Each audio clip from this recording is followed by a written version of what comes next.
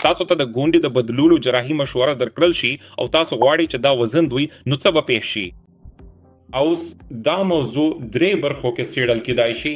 لومړی روغتیایي اغېزې دي، دویم رواني اغېزه ده او دریمه ټولنیزه اغېزه ده. نو که تاسو ته د ګونډې د بدلولو جراحي مشوره درکړل شوي او تاسو د کوم دلیل له امله هڅه کوئ چې دا نه وکړئ نو څه به وشي؟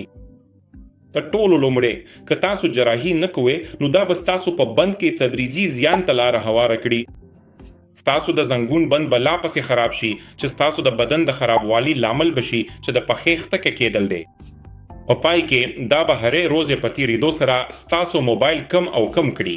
همدارنګه ستاسو په زنګونو کې درد به زیات شي، تاسو به په وقفې ډول پړسوب ولري او تاسو به بالاخره د لږ ګرځېدو په بڼه لږ فعال ژوند ته لار هواره کړئ. یا ځینې وختونه تاسو باید د دې درد کمولو لپاره کله ناکله د درد وژونکي درمونو وخورئ او د وخت په تېرېدو سره به تاسو د درد وژونکو پورې تړلی شي.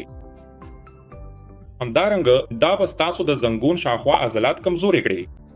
دا په دې معنا ده چې لویه برخه هغه لویه عضلات چې زنګون ته خواړه رسوي، کوم چې د کوادریسپس عضلاتو په نوم پیژندل کیږي، د وخت په تېرېدو سره به کمزوري شي.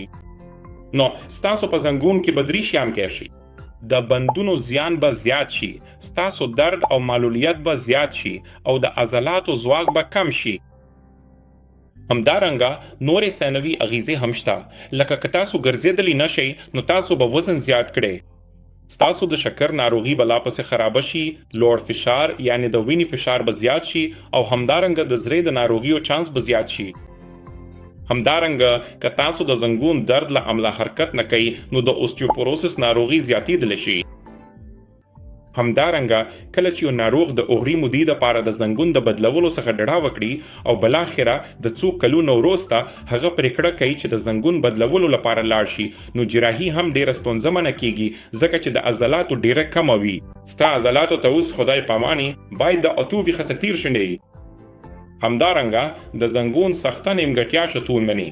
همدارنګه د نرم نسجونو انقباض شتون لري. نو په ټولیزه توګه جراحي به هم ډېره پیچلې شي. اوس راځو د زنګون د بدلونو جراحي نه کولو رواني اغیزو ته. ځینې خلک د مزمن درد له امله د فشار، خفګان یا اضطراب سره مخ کیږي.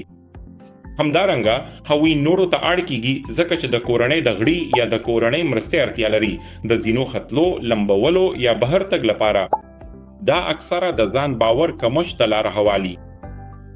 همدارنګه په ځینو لنګانو کې دا ښکاره خفګان، بېوسي او ناامیدي ته هم لاره هوارولی شي.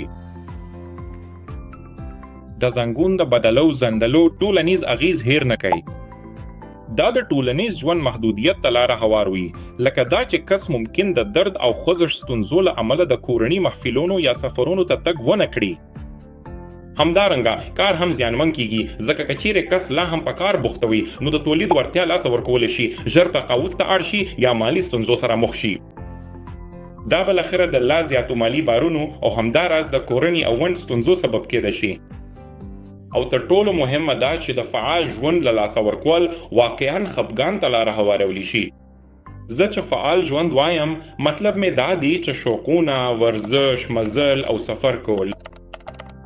نو په ټولیزه توګه زه به ووایا که تاسو هڅه کوئ چې د خپل زنګون بدلول پرته له کوم دلیل څخه وزنډو نو دا مه کوئ، ځکه چې په نهایت کې دا به ستاسو په رواني او همدارنګه فزیکي او همدارنګه ټولنۍ وساینې اغیزه وکړي.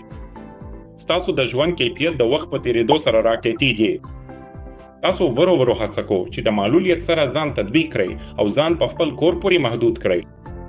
تاسو ټولنیزو مراسمو ته تلل بند کړئ او همدارنګه د چاغوالي په بڼه د روغتیا